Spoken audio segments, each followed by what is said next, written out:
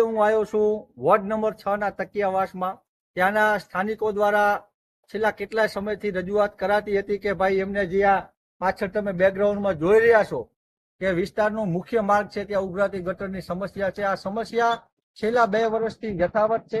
જેથી કરીને આજે આ બાબતે મને જાણ થતા હું તરત અહીંયા કને પહોંચ્યો છું અને હું નગરપાલિકાને રાપર શહેર કોંગ્રેસ સમિતિના પ્રમુખ વતીથી એટલો અલ્ટિમેટમ આપું છું કે 48 કલાકની અંદરમાં આ સમસ્યાનું સમાધાન થઈ જવું હતું પડે, અન્યથા આવનારા 48 કલાક પછી રાપર નગરપાલિકા પરિસરમાં ઉગ્ર આંદોલન કોંગ્રેસ પક્ષ દ્વારા સ્થાનિક રહીશોને સાથે રાખીને કરાશે.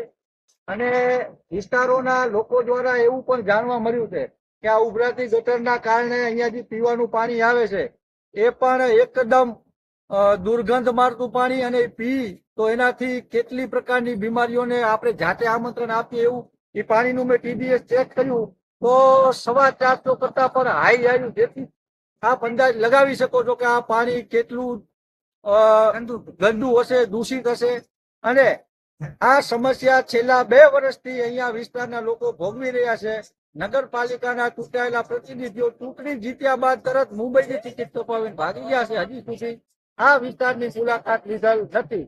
જેથી આ વિસ્તારના પ્રતિનિધિઓ નમાલા સાબિત કરવા એટલે પ્રતિનિધિઓને કહું છું કે લોકોની કામ કરવાની ત્રેવડ ના હોય તો આવા નમાલા લોકોએ ચૂંટણીઓમાં ઉતરવું ના જોઈએ. ચૂંટણીઓમાં એવા લોકોએ જ રસ લેવો જોઈએ જે જનતાના કામ કરવા માંગતો હોય. બાકી ખાલી હોદ્દા લઈ અને મુંબઈ ભાગી જવું હોય તો ત્યાં કામ ધંધો કરો.